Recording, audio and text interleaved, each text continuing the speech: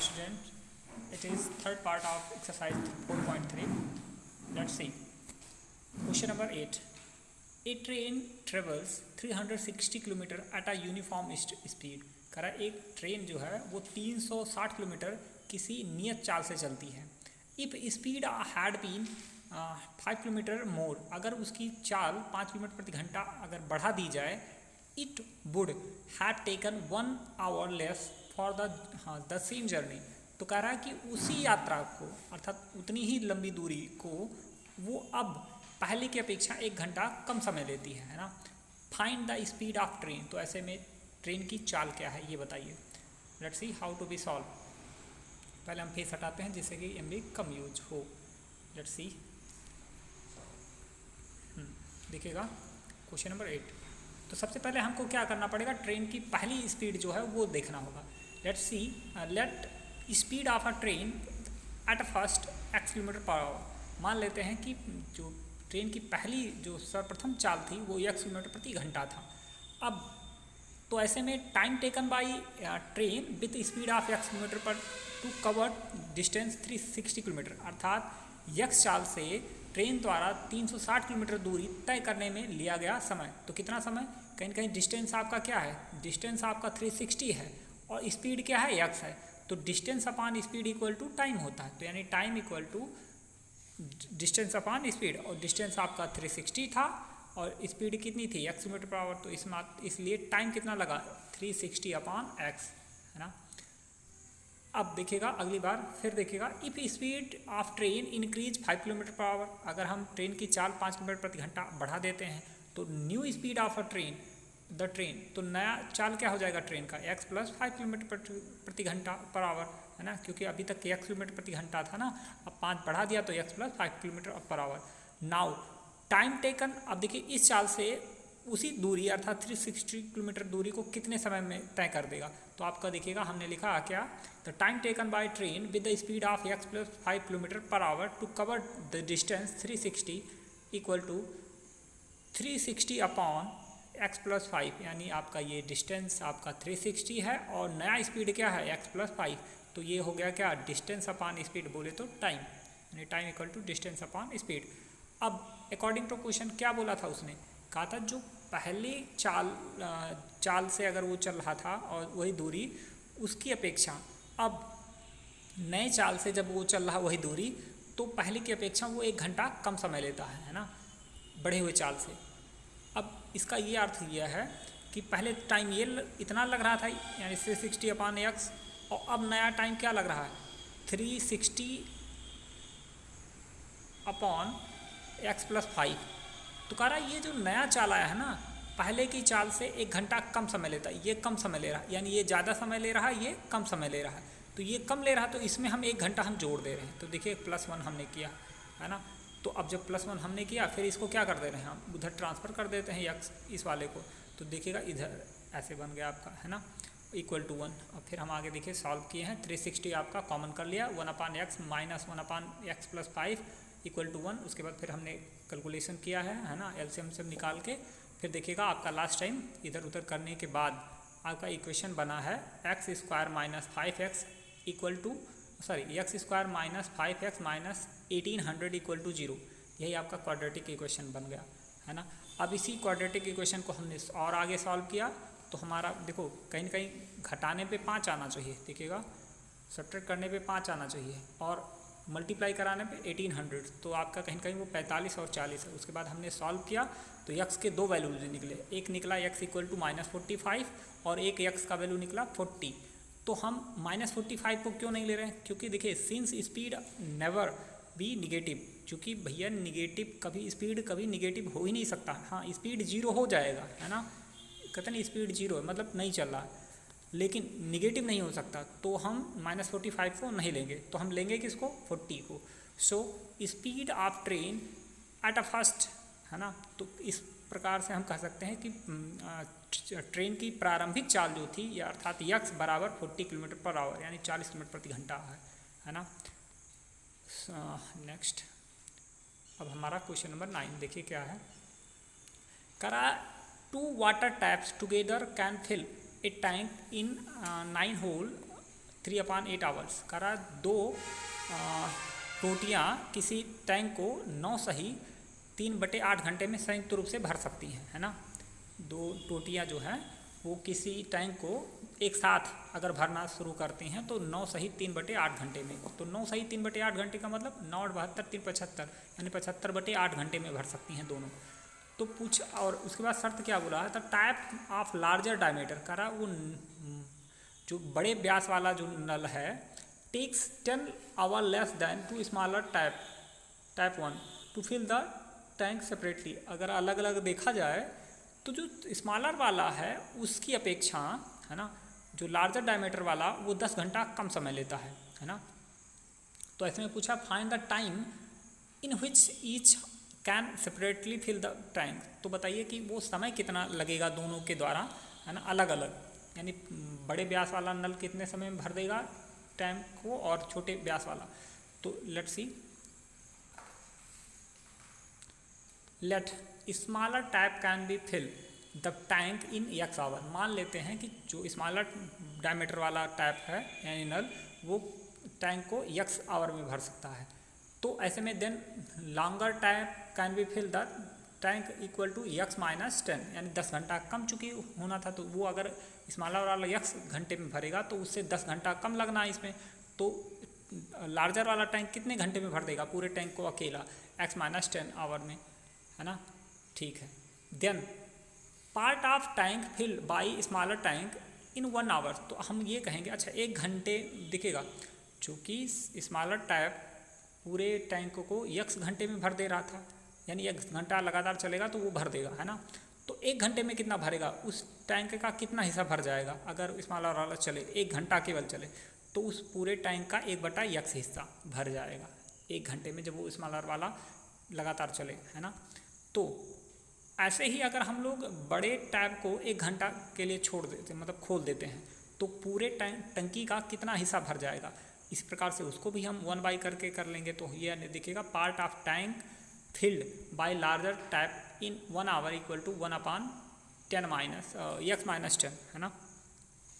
अब according to the question, प्रश्नानुसार क्या बोला है कि अगर 1-1 घंटा दोनों संयुक्त रूप से काम करें तो उस टैंक को 9 सही 3/8 घंटे में भर देंगे, है ना। 9 सही 3/8 का मतलब 75/8 घंटे में भर देंगे। तो 1 घंटे में कितना भरेंगे, तो वही हम चीज़ पलट देंगे, यानी 8/75 कर देंगे। तो देखिएगा दोनों का संयुक्त रूप से हमारा कार्य कितना है 8/75 घंटे में, है ना। अब इसको हमने सॉल्व किया है तो लास्ट टाइम हमको इक्वेशन मिले हैं कि हाँ देखिएगा ये आपका क्वाड्रेटिक इक्वेशन मिला है 8x² - 2 30x + 750 = 0। अब इसको हम थोड़ा सा और सॉल्व करते हैं तो x के 2 वैल्यूज निकले, एक निकला x = 25 और एक x का वैल्यू निकला है 3 होल 6/8 आवर्स। तो हम इसको हम ले नहीं सकते, 3 होल 6/8 को नहीं ले सकते। क्यों? क्योंकि ये x वाला अगर आप खुद सोचिए स्मॉलर वाला टैंक आपका x है, तो अगर स्मॉलर वाला 6-6.5 घंटे या कह सकते हैं 4 घंटे में भरता है तो लार्जर वाला उससे 10 घंटा कम लेगा। तो इसका मतलब क्या, 4 घंटे में 10 घंटा घटाएंगे तो -6 आएगा। तो ये थोड़ी है कि -6 घंटे में भरेगा बड़ा वाला ना, पॉजिटिव ही रहना है। तो so we can not take 3 whole 6/8, है ना। 3 सही 6/8 को हम नहीं ले सकते, तो हम लेंगे किसको, 25 को लेंगे। यानी हम कह सकते हैं जो स्मॉलर टैप है वो पूरे टंकी को 25 घंटे में भर सकता है। तो लार्जर वाला क्या बनेगा, तो larger tap takes time to fill tank = x - 10, अर्थात 25 में से 10 घटा देंगे यानी 15 घंटा। इस प्रकार से हम कह सकते हैं छोटा वाला नल टंकी को 25 घंटे में और बड़ा वाला नल टंकी को 15 घंटे में भर सकता है। ये रहा आपका क्वेश्चन का आंसर। क्वेश्चन नंबर 7, क्वेश्चन नंबर 10 देखिएगा। An express train takes 1 hour less the passenger train travel 132 kilometre between Mysore and Bangalore, है ना, without taking consideration of times they stop the intermediate station. करा एक 2 तरह का ट्रेन है जो कि मैसूर और बेंगलोर के बीच में चल रहा है। वो करा कि जो एक्सप्रेस ट्रेन है ना वो पैसेंजर ट्रेन की अपेक्षा 1 घंटा कम समय लेता है ना। अच्छा, इनके बीच की दूरी कितनी है? 132 किलोमीटर। करा इफ स्पीड ऑफ एवरेज, है ना, इफ स्पीड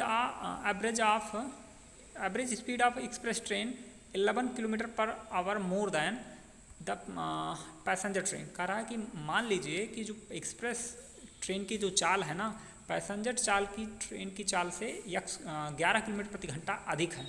इसका मतलब अगर इस स्पीड ऑफ पैसेंजर ट्रेन को आपने यक्स लिया है तो स्पीड ऑफ एक्सप्रेस ट्रेन का क्या हो जाएगा? X plus 11। तो कुछ ऐसे हमको लेना होगा। तो चलिए लेट्स सी क्वेश्चन नंबर 10। देखिएगा, let average speed of passenger train भी यक्स किलोमीटर प्रति घंटा। मान लेते हैं कि जो पैसेंजर ट्रेन की जो चाल है वो यक्स किलोमीटर प्रति घंटा है ना।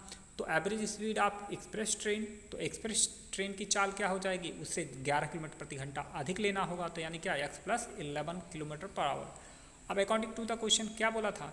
कह रहा सेम डिस्टेंस, है ना, अगर देखा जाए तो अब एक्सप्रेस ट्रेन 1 घंटा कम समय लेती है ना। तो एक्सप्रेस ट्रेन की जो मतलब टाइम टेकिंग होगा कितना होगा? 132 अपॉन एक्स प्लस 11, है ना। क्यों? क्योंकि डिस्टेंस ये है और स्पीड ये है, और जब ज़्यादा स्पीड से जाएगा तो भैया कहीं कहीं ये कम समय लेगा, है ना। किससे? ये जो स्पीड थी वो क्या थी? क्या नाम बोलते हैं, पैसेंजर ट्रेन की स्पीड थी एक्स किलोमीटर प्रति, तो यानी 132 अपॉन एक्स ये आपका पैसेंजर वाला है। तो पैसेंजर वाला ज़्यादा समय ले रहा है, ये ज़्यादा ले रहा और ये कम ले रहा है 1 घंटा।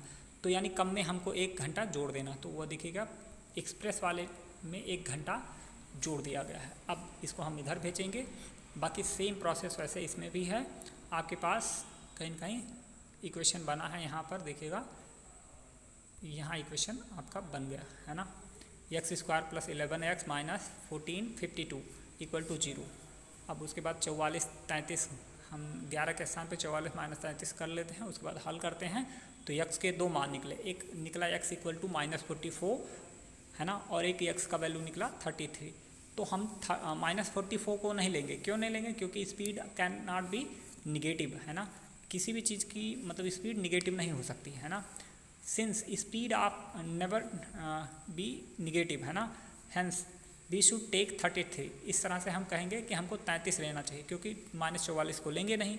सो speed of passenger train be equal to x equal to कितना? 33। यानी इस कह सकते हैं कि जो पैसेंजर ट्रेन की चाल है अर्थात यक्स बराबर 33 किलोमीटर प्रति घंटा, और स्पीड ऑफ एक्सप्रेस ट्रेन उससे 11 ज़्यादा होना चाहिए। तो यानी x plus 11 equal to 33 plus 11 equal to 44 kilometre per our.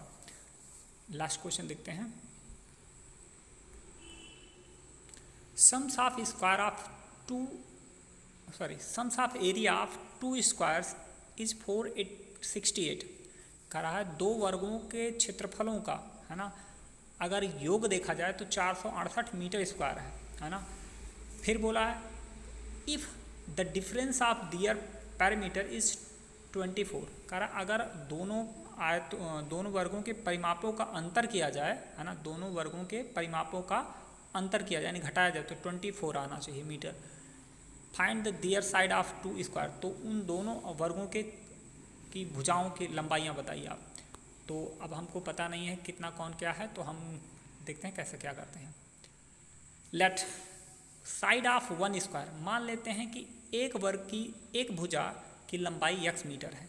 तो इसका मतलब अगर उसकी लंबाई प्रत्येक भुजा x मीटर का है, देन इट्स पेरीमीटर क्या होगा?